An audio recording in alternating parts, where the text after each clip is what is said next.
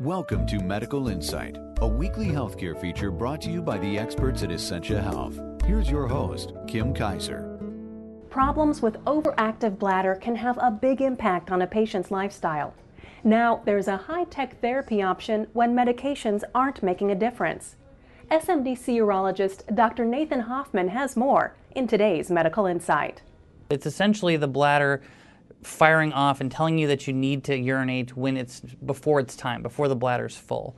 So the usual bladder is about 10 to 15 ounces, and people who have overactive bladder get a signal to go to the bathroom, like with 5 ounces of urine in their bladder, and it's exceedingly common. For some patients, sacral nerve stimulation can help.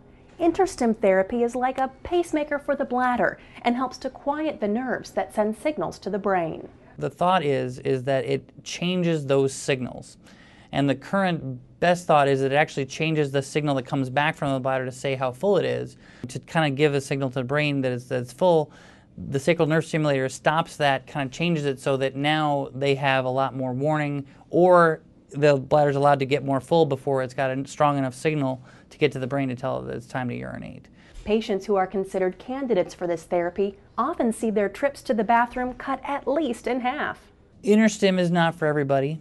It's not a miracle cure, but for people who have kind of reached the limits of what they can do with medications in terms of overactive bladder, it is an excellent option for people. There are people who say that they literally get their lives back because they go from I'm wet all the time, I don't want to be around people, to I go out and talk to people again.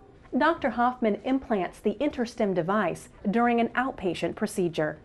For Medical Insight, I'm Kim Kaiser.